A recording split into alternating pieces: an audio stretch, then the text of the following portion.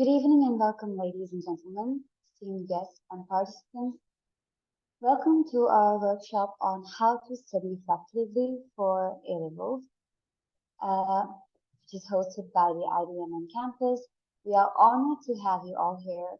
I'm your host, Lochana Bandara, and the panelists that we have in hand today are Ms. Acsah Kulasingham, who is an undergraduate university student who has attended her A-levels on 2020, and Ms. Niyasdeen, who is an undergraduate in the University of Colombo, who has attended her A-levels in 2021, and lastly, Mr. Milinda Randeniya, undergraduate in Sergio and Katnavle Defense University, who has attended his A-levels in year 2020. So without further ado, let's proceed on to our workshop. So our first question for today goes to Mr. Milinda Randeniya. How did you balance your extracurricular work and still manage to keep in touch with the studies and manage to score well in your term exams? Thank you, Lochana. So in terms of managing, I hope I'm audible. I am audible, right? Yeah.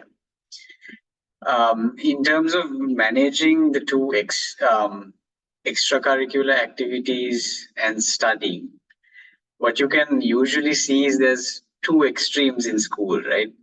Usually we'll have the guys who go all out and do all the extracurricular activities, and then there's the other set that basically studies during their term for the 2 to 3 years that they do their A-levels.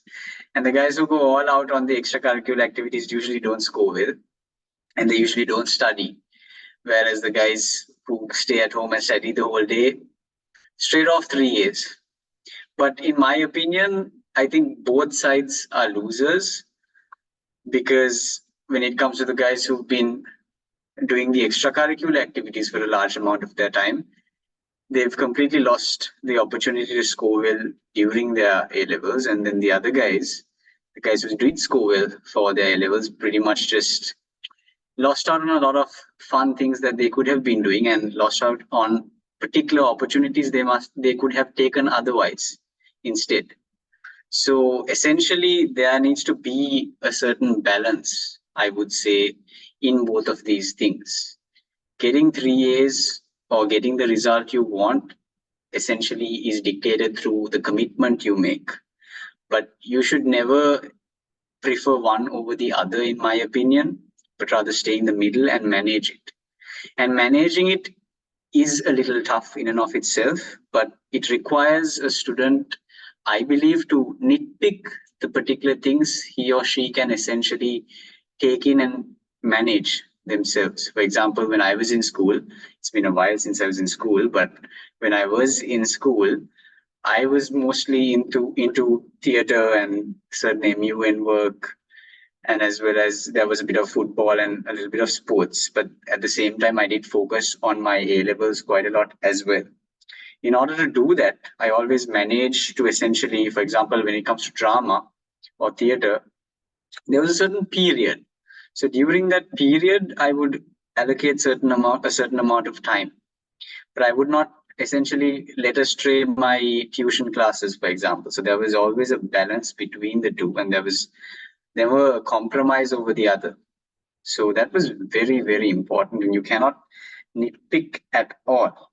And I also believe, I think in terms of effort, when you really look at it, any A-level syllabus curriculum, I mean, now that I'm a university student and I'm almost done, the A-level syllabus is almost nothing compared to what you have to deal with in university. Especially if you come to KDU, there's like a million things you have to do, and it's hell. But anyway, so really, if you really look at it, if you allocate about a good 3 months, the last 3 months of your A-levels, to really work hard, then you can get through really well. That's if you put in a big amount of effort.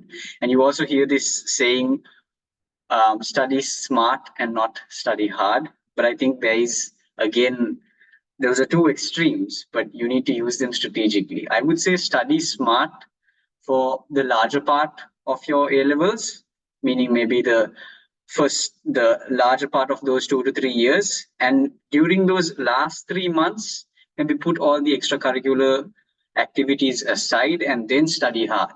But studying smart should be allocated with doing these extracurriculars and whatnot. So yeah, that's my take on how you would essentially manage it. Yeah. Over to you, Lochana. So, do you believe that you have to go through a certain routine while studying for your A levels, or like how you should discipline yourself to self-study? Yeah, so again, it's a very subjective thing, right? Some people love to follow a routine and some people just don't. It really depends. Now, the older I've gotten, especially in my university life, I've gotten a lot busier and I've realized that I do need to have a routine lifestyle where I manage certain things in my life and I schedule certain things. But back in school, I really didn't do that because one, I just didn't care because I was a kid and I was very happy to do whatever I got. But I think even at school, if you could adapt a method to maybe routine yourself, put yourself into a routine, it would be very helpful to a certain degree. But that again, study smart, not hard. Don't compromise on opportunities you may get through extracurricular. For example, I myself, through my experience in theater that I learned through school, it has opened up multiple different opportunities for me. And even managing my tuition fees in KDU and all of that, I've managed to get part-time gigs and stuff for acting and all of that. These are all things that have come through extracurricular activities. It was never something that I could have attained through just A levels. And you really do stand out when you do have extracurricular activities, especially in the corporate world, because they do look for it a lot. So yeah. And as you know that time management is a crucial factor when it comes to studying for exams and balancing the extracurriculars. So how would you like to elaborate on it? Can you repeat it? I'm sorry, I didn't catch it.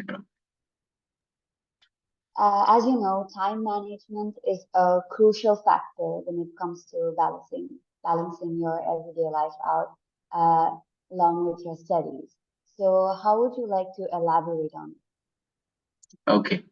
So just looking at it like this, the average A-level kid, so you have morning 8 a.m. you have school and then you're done, let's say at 1:30 you get home. I'm assuming if you don't live far from your school at 2:30 or 3. So that gives you about, say, a 5 to 6 hour gap to do whatever you want. So in that time frame, you can either do your extracurriculars, study, or do both. So it really depends. When it comes to what I did was when it came to days that I had to do certain exertive things, for example, football, then I usually don't study on that day because I know I'm going to practice football in school and then I get back home and it's just not going to go into my head. Even if I try to study, I'm just going to fall asleep on the table. But if it was something like theater or something, theater practices usually start around, say, 7 p.m. in the night in school. So then you get home at 2:30, you have about an hour and a half to just go through your stuff. And I honestly, I don't think for the larger part of your A levels, you need to really sit down and memorize everything and study everything and get into it immediately. But what you need to have is a good understanding of what is going on. So that's what's important. And you can do that by allocating an hour a day or 2 hours a day or even half an hour just to understand what you did that day is more than sufficient. And then, like I said before, after you've done that, those last 3 months of your A levels, you can really work hard and memorize and study. This is especially for social scientific subjects. I mean, I'm sure you can apply to maths and sciences as well, but particularly for subjects like political science, mass communication, Greek and Roman civilization. Really, if you first understand the content and use your time strategically to understand the content, and later on in those last 3 months, if you really sit down and invest your time actually working hard, then it's almost a sure A for that subject. I highly doubt you will not get an A if you do that. So yeah. So, do you have any study techniques that you use to study A-levels effectively that you would like the audience to know about? Okay. So I think the best. So I've done a couple of different things, but when it comes to studying, so I did political science as one of my favorite subjects that I did during A levels, and one of the techniques I used was actually teaching myself once again. So I would actively study something and I would act like I'm teaching myself, or I would act like I'm making an argument out of that particular topic. For example, if we look at, I mean, I'm going into the content of politics right now, but a very basic topic that you would learn in a subject like political science would be democracy, right? In order to study democracy thoroughly or the content in it, I would essentially make arguments for myself, and then I would act like I'm arguing with someone. That allows me to really take in the information. That makes it very natural. So even if I were to be asked about something right now, about something that I studied back then, even though I may not be able to give it as prudently as I did before, my mind would still recall certain things I did say at that particular point in time. And it's very practical and useful as well, I think, that strategy. So yeah. Thank you so much, Mr. Milinda Randeniya. And with that, let's move on to our second panel for today. Ms. Acsah Kulasingham. Yeah, so how did you study effectively in the last few weeks of your A-level exam? Okay, that's a tough one. So before I actually start, I'm going to go into a little bit of a disclaimer. So I did my A-levels when I was in 2020, that was 3 years ago. And when I was doing my A-levels, there were a lot of people who came and gave me tips and, told me things. And I realized at one point that what worked for my friends didn't always work for me sometimes. So again, what I'm telling you today is not set in stone. I can give you tips on what worked for me, but most of it varies from person to person, right? So for me, how did I study effectively? So the first thing is, I mean, any teacher will tell you this, do papers, right? Do papers and time yourself. So one reason why you do this is that so that you can prepare yourself for the format of the exam. So for example, if you're doing political science, right? There are some topics you will get a long essay on. And there are some questions that will be short answers. So when you do papers, you familiarize yourself with this format and which content is going to be short and which is going to be long. So yeah, that's there. Secondly, don't just read and reread your textbooks and notes. So use active recall methods to study. So what is active recall method, right? So a lot of people would say that this means, how you search your brain to find an answer. So basically, exam papers, they test your active recall, basically. So how you study, how fast you remember it, and how well you can put it across, basically. So one way you can do this is by doing practice questions, like I said before, quizzing yourself, which is important. So maybe you can ask someone else to quiz you, or you can quiz yourself. And one thing I do now, I'm in college and I do this now, is that when I've studied a particular section, I just, close my book. I take a blank sheet of paper. I set a timer for around 10 to 20 minutes, and I write down everything I remember about that topic right after I've studied it. And it really helps me remember basically what I've studied. And for the exam, it's really helpful because you're already doing active recall at home. Thirdly, something that can help you is in the last 3 weeks, not really last 3 weeks, but maybe 1 to 2 months, go for revision classes, paper classes. You have topic focused seminars and webinars, and they usually have really good tips, which also cover target areas and things like that. And the tuition teachers there also know what might come and what might not come, so that can come in handy. Make a list of possible question areas that you might get. So like look at the papers that you've had in the previous years. And then even teachers will tell you, what's likely to come and what's not. So making a list of those question areas kind of helps you. You also know what to revise before you go for your exam. And lastly, this is a no-brainer. Don't overwork yourself. Stay healthy, both physically, mentally, whatnot. Manage your stress. Don't do all-nighters last 3 weeks before your exam. Make sure you get plenty of rest, because it shows when you don't sleep well at your exam, and it really does affect you. Trust me, I've been there. Okay, so you do not want to be there.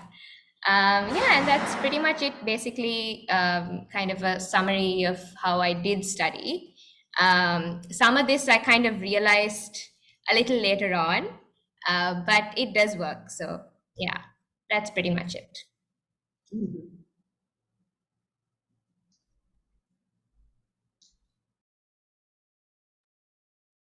So one of the questions that a lot of students who go into A-levels have is that how do they tackle their A-level examination questions?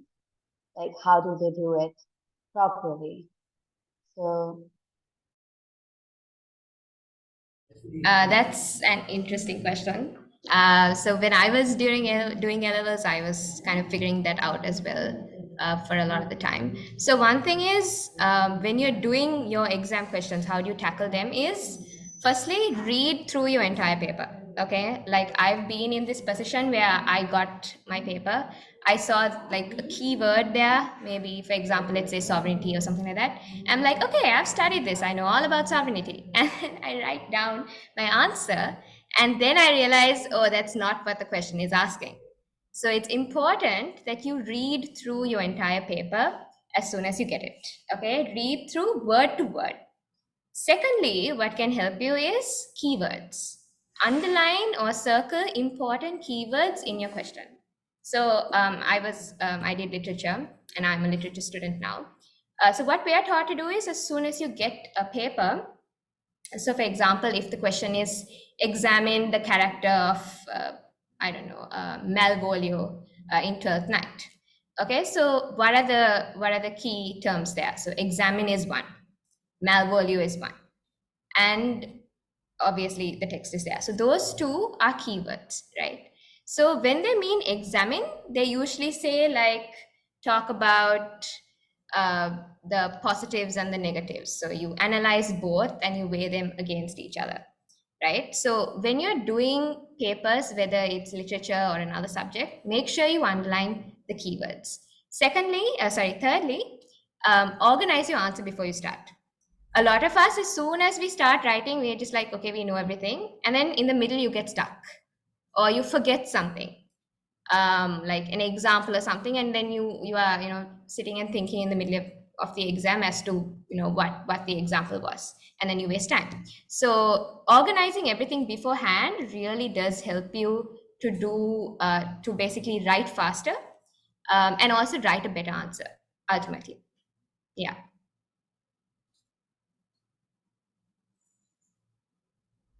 Yes, that's it. yeah. So during the last 3 weeks before the A-level exam, what we all have in common is that we often stress a lot about it, and this can, how can we manage our stress? And besides from the peer pressure as well, how could we manage the stress? Okay. So one way you can is by studying early. I'm sorry to break that to you, but yeah, do study early. Don't wait till the last minute to go through everything from scratch. As in, do your revision. And another thing that really helps you is plan for the month. So this is something I used to do. So I used to just take a sheet of paper and draw boxes and be like, on the first, I'm going to cover this area and this area. Make sure you set realistic goals. Okay, don't overwork yourself because you obviously have other things going on. And if you don't do it, you're going to get demotivated. So make sure you set realistic goals and just plan out your month. So that helps you realize, okay, I have these few areas to cover, which I haven't covered yet. So I need to get it done during this week or these particular 3 days. And that helps you manage your stress when you're closer to the exam. So you're not stressing about something you haven't studied at all, something you haven't completely touched. You're either able to kind of go through all the areas, at least briefly, and you also have revised properly your notes, you've done questions, and you're confident with these particular sections. So yeah, that's something you can do. Yeah. And what do you think about the importance of the past papers and familiarizing yourself with the writing questions before your exam?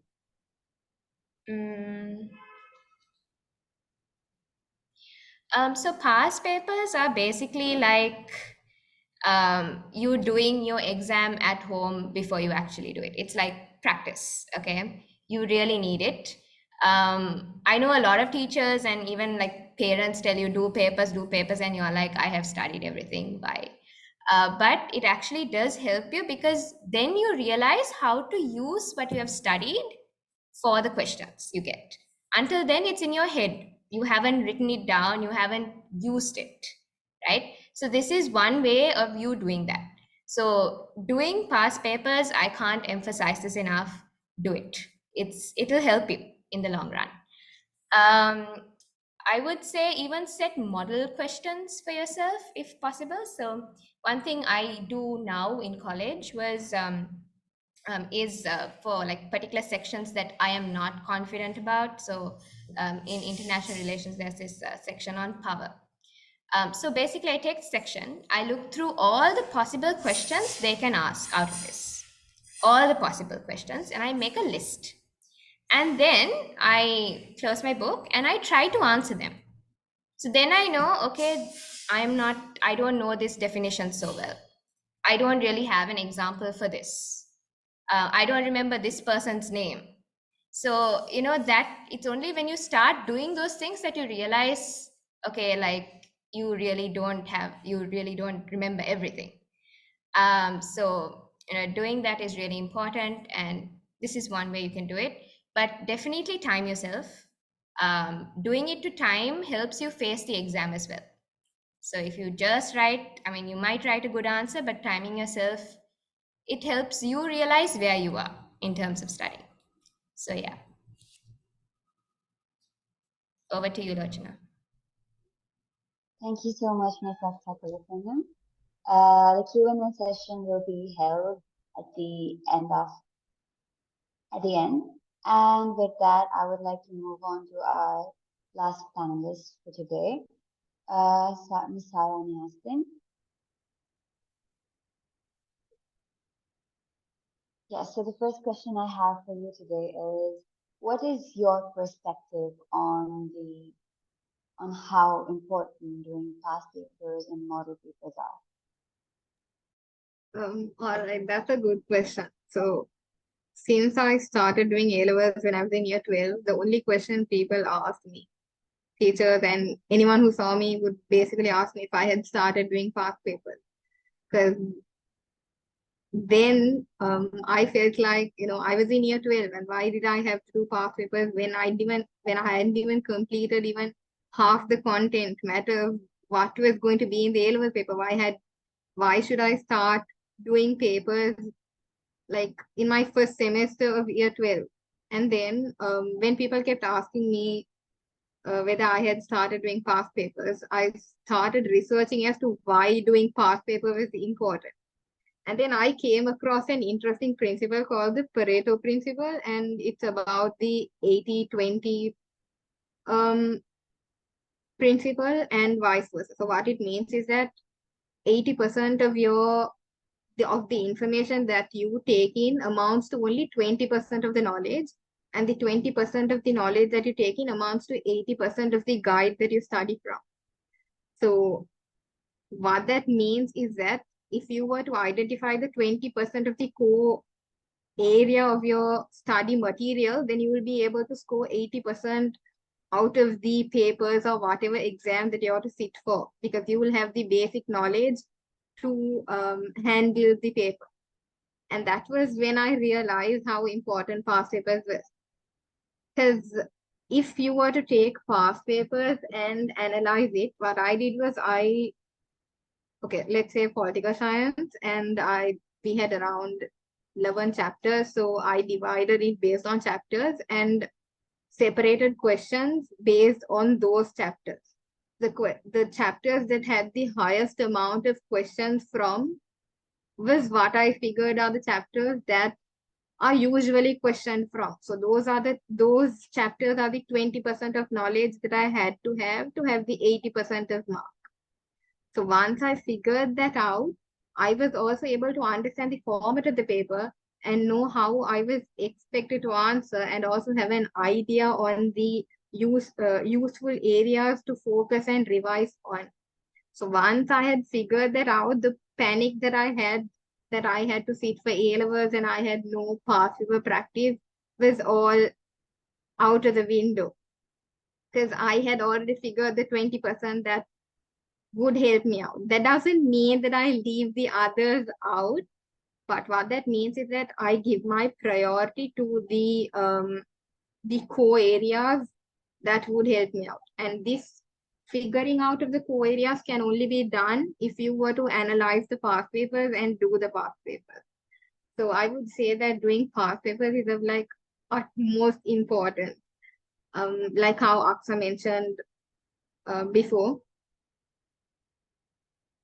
there's nothing to stress on as much as in doing past papers. Do a lot of past papers, as it would not only help you figure out the 20% of information that you have to learn, but it'll also help you manage your time, make you, learn how to write better answers, figure out what sort of answers they expect you to write, because along with past papers, we also have marking schemes and all of that. So when you do that, you'll be able to track your progress and learn as to how you can improve.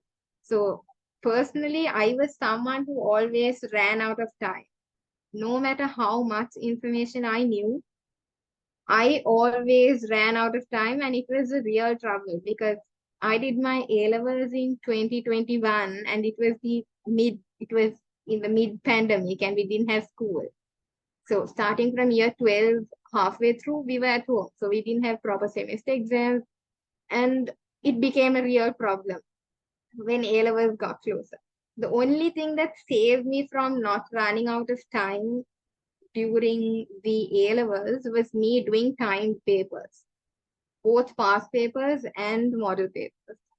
So once again, it is important to do past papers, at least 3 to 5 years of past papers from the year you're doing your exam on. And also when I did past papers, I used to have a book in which, let's say, the 3 subjects that I did expected us to write a lot of essay questions. So I used to have 3 separate books for 3 subjects, and then I used to write the essay questions on those. And once I was done, once I did I timed myself and I was done with the paper, what I used to do was take another colored pen, check my notes, and figure out if there was any point that I had left out and add those with a different colored pen. So when I had to revise, I could just go through my answers, which were from past papers and model papers, and learn through that. And so I would say, once again, do a lot of past papers. Last 2 weeks, doing a lot of past papers would help greatly. And also staying focused. We can't just force our brain into staying focused for 3 hours straight during an exam without having practice prior to it. So doing timed papers also helps us to practice staying focused for 3 hours and not letting our brain get distracted. So every time we sit today, we have a mobile next to us. So it's easy. It's really easy to get distracted. So, timing for 3 hours, getting yourself set and telling ourselves that it's not right to get distracted and doing papers for 3 hours would really help us doing the paper. And lastly, I would say at times I am kind of lazy to do paper that time. So what I do instead is, instead of timing myself and doing papers, I just pick a chapter from a book. So let's say, once again, I'll take literature this time. So it's Othello, and Othello, there's this theme of jealousy. So what I do is, my aim that day is to focus on all the themes from Othello that we might get probable questions from for the paper. And instead of timing myself and doing, what I do is I structure my answers, because I'm lazy to sit in a place and focus. I structure my answers. I write introduction, body, conclusion with quotes and whatever it is that's necessary, so that in a way I have done the past papers. I have not wasted time because I don't want to sit and focus, but I've done it in a way that I'll be able to look back and revise on later on when I need it right before the exam. So doing past papers and model papers is really important. And if you ever feel lazy to sit around and do past papers and model papers, what I would suggest to do is, instead of, timing yourself is really important. You have to time yourself and do at least 3 papers before the exam. In addition to that, structuring your answers when you're lazy would also help you manage time and, not feel bad about yourself after having wasted time. That is all I would say. And that helped me to do better, not run out of time during my exams, and not panic as well, as I knew how to manage. Over to you, Lochana. Yes. So one mistake that every student does when they're studying for their A levels is that a lot of children lose their focus, like halfway through the process of studying. They just simply space out. At times like this, how can we prevent it? Like, how do we try to keep our attention to one thing and only that?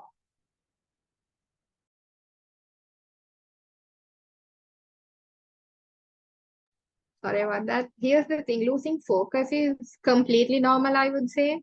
And that is why there are there's the Pomodoro technique where you have to study for 25 minutes and take a 5-minute break, study for another 25 minutes. So that way you'll be able to, train yourself to focus better. And one thing I would suggest is, if you're going to sit and study and you're going to study and you don't need your phone there, keep your phone far away from you, because we get distracted very easily with the phone. So keep it maybe in the next room, or give it to your parents and then come study, so that there's no way you get distracted. Keep only the stuff that you need at that moment by you and study. And if you're someone who gets distracted very easily, then use short, brief timings of studying. That way it will help you increase the amount of focus that you have during that time, and also make it much more effective for you to study during that.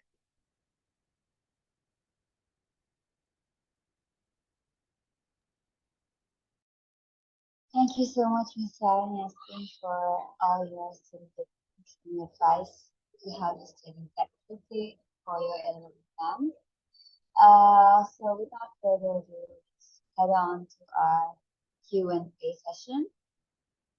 So the first question that we have in hand today is to Ms. Acsah Kulasingham. How to prepare if you've just entered into our A-level years? Do you give some guidelines and study tips before you start your journey? Okay, so for me, studying on A levels, studying for A levels depends on when you're taking your exam and, of course, the subjects you're doing. But if there's anyone who is in their first year or second year, mid, then here are some tips you can take before. So first thing is figure out where you are learning. So, we go to school and we have teachers at school who do teach us a majority of subjects we take. And most of us also go for tuition classes. So, figure out where you are actually learning. Is it at the class or is it at the school? And if you are learning at class, be consistent. If it's class, go for your classes regularly. If it's school, be as regular as you can. Don't skip school. And try to, focus for that time. So if you're going for class for 2 hours, let's say, try to, concentrate and be present during those 2 hours. School, I know it's a bit tough, but let's say like the teacher is doing an important section, or she's teaching a subject that is difficult for you, then definitely concentrate for that time, because if you don't, you lose out ultimately. Thirdly, have a set study time and schedule. So like for A levels, where once you're in your final year, you study around 2 to 2.5 years of content, right? So don't wait until your last year to start studying. That's just not healthy for you, and it makes the whole experience really bad. So what you can do instead is set a time every day to make notes, or if there's a revision test coming up, study for that.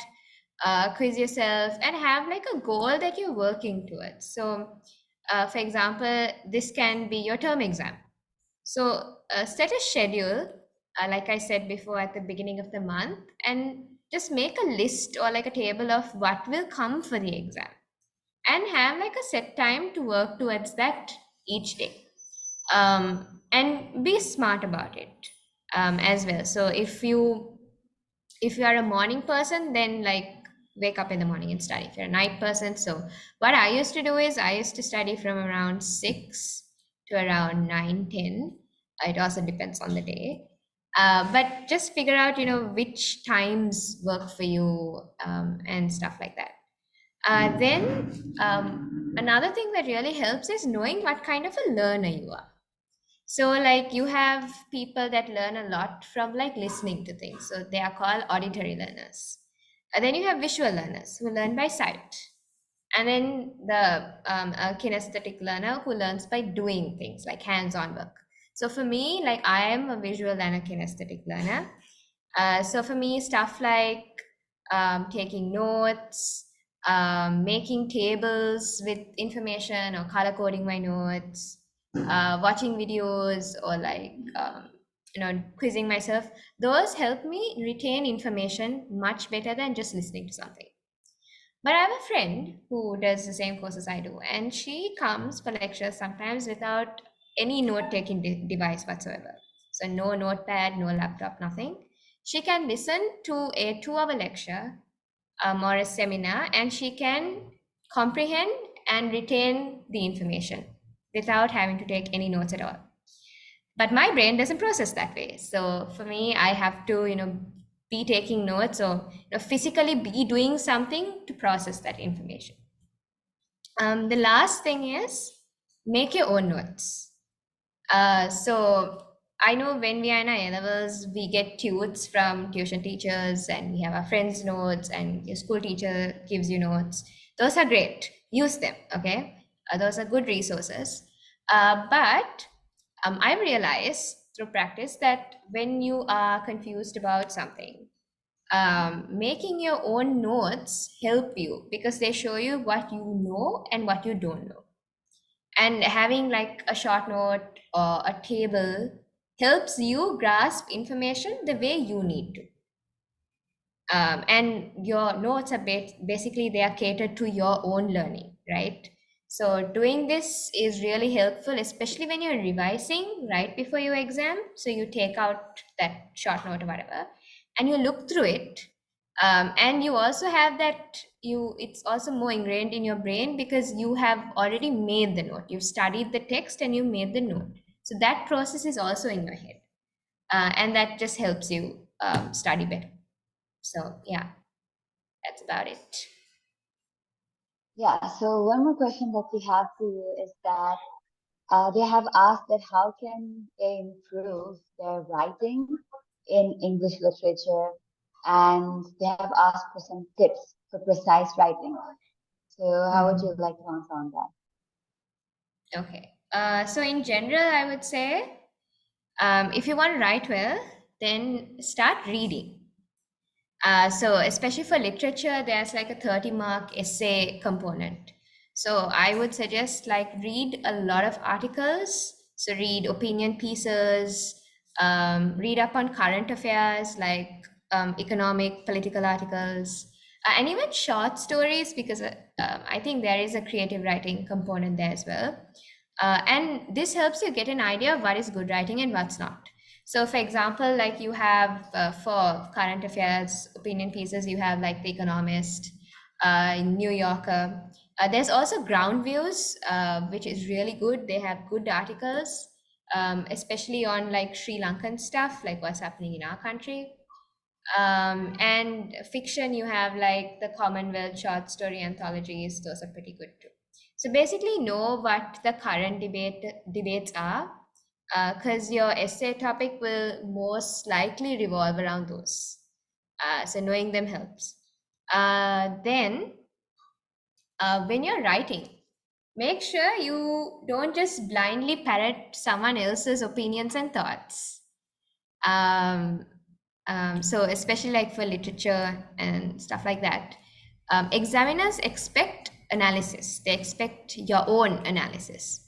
And yes, there may be other opinions that you agree with, and putting those in are completely fine. But try to be as authentic as you can. Like, don't let the entirety of your answer just be someone else's input, right? So, the key of your answer is to sound convincing. If you can convince your examiner of something, then you've written a good answer. And you are far more likely, at least in my experience, to convince an examiner of your own opinion than someone else's. So yeah, doing that, it really works. And then last thing, structure. I know every literature teacher says this, but structure and organize your answer before you start, and have a conclusion. A conclusion is actually pretty important. Very often, like we tend to overlook that, or we like write 2 lines or something, and like for the sake of it. But writing that makes your answer complete. So in your conclusion, what you can do if you don't know what to write is you restate your stance. So if you're writing an argumentative essay, let's say on climate change or something like that, basically restate what you're trying to prove throughout your entire essay in a different way. You can also have like what we do in college is we have this thing called limitations. So basically in an essay, you can't talk about everything, right? You shouldn't talk about everything. So don't try to include every single aspect of the topic. So what you can do in your conclusion is that you can mention a particular angle or a perspective you couldn't talk about. So for example, if it's climate change, you can say, the refugee crisis has also affected the climate change debate. So basically, it looks like you've thought about everything here. You just couldn't mention it. But in your conclusion, you're talking about another angle that also has implications on this topic.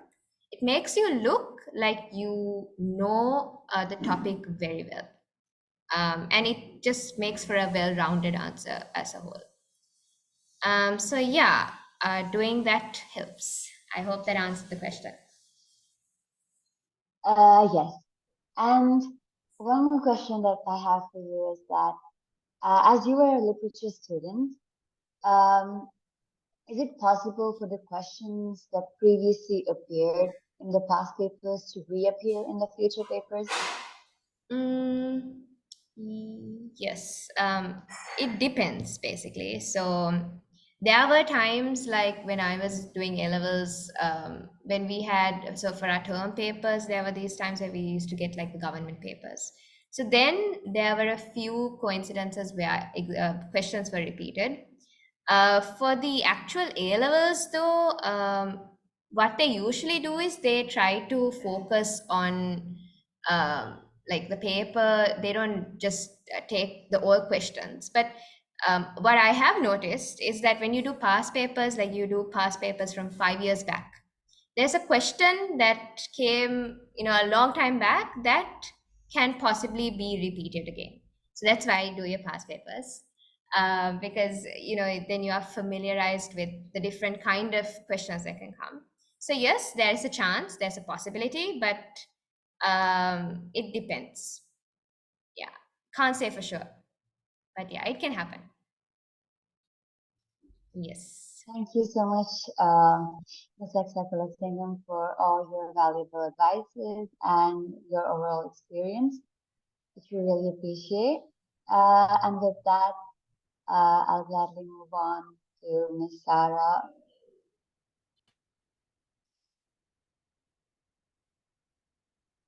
Yes, so Ms. Sarah Niyasdeen, there are some questions awaiting for you in the Q&A session. So I'll start on with the first question. So someone has asked that, how do we study SMART within just 2 weeks? Sorry, I couldn't hear you well. Yes, the first question that we have is that, how do we study SMART within 2 weeks? All right. So as someone who's been studying for 2 years, you personally should know what your preferred studying methods are. So for me, personally, when I was studying, I used to time myself, have a routine. I knew that I'm someone who sticks to routine really well, because I know if one thing goes wrong, the entire day goes off for me. So I always plan my day ahead before I go to bed, and then start my day according to the plan and go ahead with it no matter what. Because I know that if I were to not do one thing or procrastinate, I know that I would, the rest of the day would go down the drain. That was something that happened to me, but studying SMART differs from person to person. So for me, it was to stick to a routine and do a lot of past papers, just revise through the answers that I had already written, make sure that I had covered everything that I planned on doing for that day. Also, I would say don't stress yourself a lot the day before the exam. Instead, manage your time well during the other 16 to 17 days that you all have left for the paper. And I was someone who studied while listening to stuff. I study better when I listen to stuff than just write things down. So I listen and take down notes. That way it helped me better. And when I'm listening, I don't listen in the normal listening pace, but rather at 2 or 1.5. So that way it went in my brain and I had to write down the note. So it somehow came out better, and it somehow stuck into my brain better than I expected it to. And you should, as an individual, you should be knowing what helps you better. Whether it be like Acsah told, for her, it was to write notes a lot and blurt stuff out on the paper. And for me, it's to listen better and then take down notes. So you personally would know your own preferable method. So that way, if you were to stick to it, I would not suggest you changing methods and trying out new methods of studying to do better in the last 2 weeks, because that's not really a smart thing to do.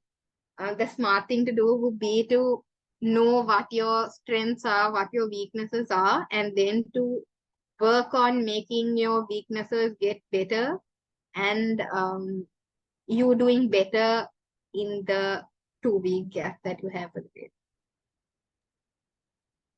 Thank you, Sarah. So with that, we have come to our last question. I just have one last question for you, and that would be, what kind of a timetable did you follow during the last month? All right. So the last month, I had papers set to do. So every day in the morning, I did a paper. Now I had 3 subjects: literature, political science, and Islamic civilization. So Islamic civilization was something that I found easy even without studying. So I knew that I could do it. So morning from 6 to 9, I did a paper. And then once again at night, 6:30 to 9:30, I had to do another paper. So that was my plan. Whether it was English literature, political science, or Islamic civilization, whether the paper belonged to each of the subject depended on the timetable. So Monday I did, let's say I did political science, then the next day in the morning I will be doing a literature paper. And then afterwards I'll be doing an Islamic civilization paper. That way I was able to manage it well because I knew I worked better in the morning and at night rather than during the day. So during the day, my plan was to do just one MCQ paper, whatever the subject was. And then the rest of the time, I just revised or took the day off and rested or read something. Yeah. So plan your day according to what works for you.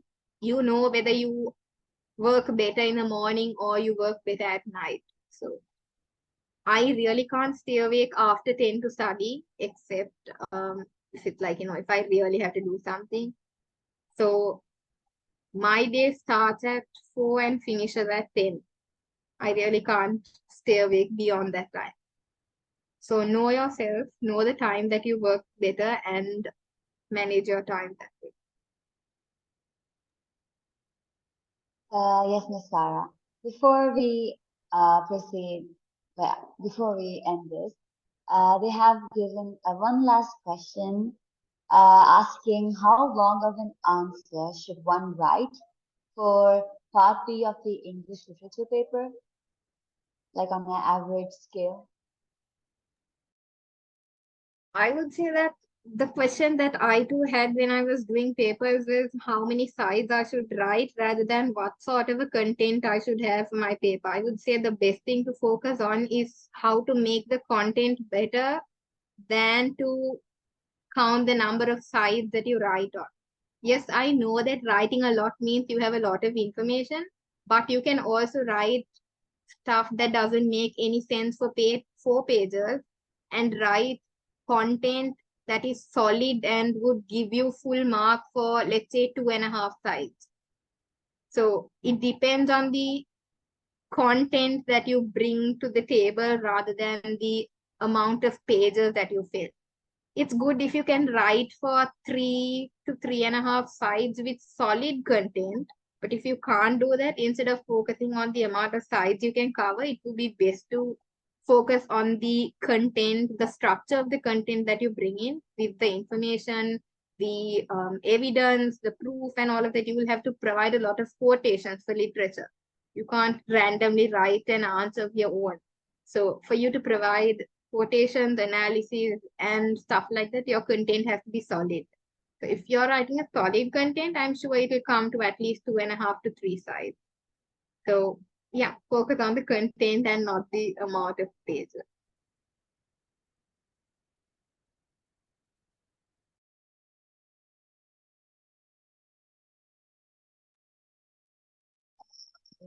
With that, we have officially come to the end of our webinar. So before that, I would really like to thank our panelists, Ms. Acsah Kulasingham, Ms. Sarah Niyasdeen, and Mr. Milinda Randeniya for your valuable advices and your overall experience on how to effectively study for the A-level examination. And I thank the audience for actively participating. And I would also like to thank the IDMNC International College of Legal Studies for hosting such a webinar. And with that, I would like to end it. Thank you, everybody, for participating and for attending.